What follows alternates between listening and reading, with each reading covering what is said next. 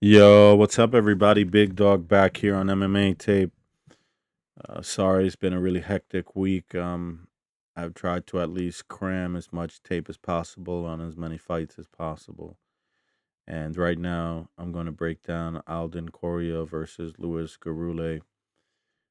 Like the video, subscribe if you are new, and don't forget to turn the post notifications on. Louis Gurule came from the Contender Series, and he had a good outing versus Nick Piccinini, if I'm even saying his name right. And he Nick is a grappler, and Lewis had to defend a bunch of takedowns and deal with the grappling and deal with submissions, and he handled that pretty well on the feet. When he goes, man, he looks good and he hits hard. The problem with Lewis is that he doesn't go. I don't know. He just waits too long to go, and then he struggles. I'll be honest. I've seen like maybe 50 fights in the last 48 hours on so many fighters. So I feel like I'm losing. I didn't immediately record after watching the fights. So like I lose small details and information. So sorry. But I just had to because we're on a time restraint here and we need to hurry up and get these videos out. So I'm sorry if I miss things. But that's what I remember from Louis Garul. Alden Coria. I remember when I was watching him. So first of all, I remember him fighting Alessandro Costa, and in the Alessandro Costa fight, he what am I doing? That's the wrong screen. Ain't that something? My fault.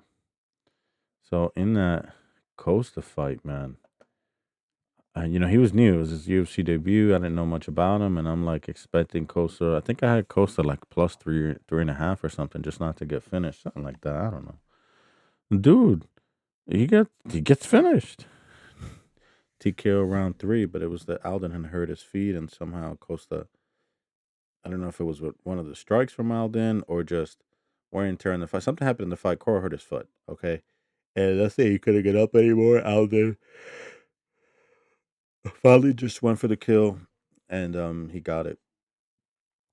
So that is the way he came up on the map. And Alessandro Costa is a pretty good fighter.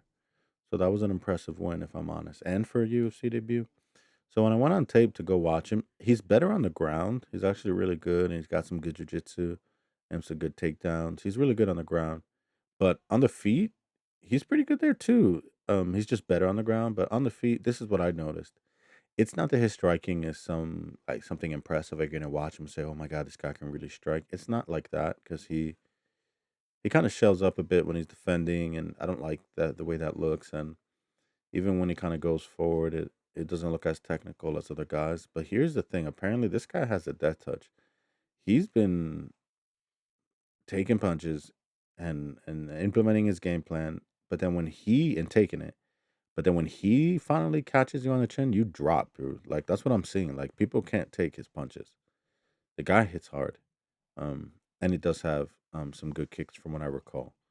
So yeah, I mean, a really well-rounded fighter with good volume and does hit very hard. Louis Garul has proven to be kind of chinny and low volume.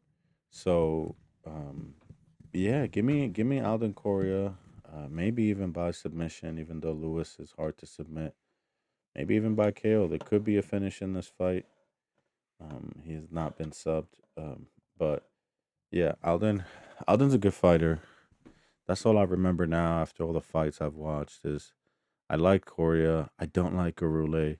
I thought he would be better from what I saw in the Contender Series, but even on one of the old tapes that I had that I went back and listened to it, I talked about how Gurule was so low volume it was concerning. But on the Contender Series against a striker, he did have higher volume every time he was able to get separation, get on the feet. But then he went right back to being low volume again, and yeah, he got chinned. I think by Ode Osborne and who was it? He got chinned by Ode Osborne, and then he lost to Jesus Aguilar. Um, yeah, I think Alden Coria is pretty gifted. He was a champion or something in Fury fighting.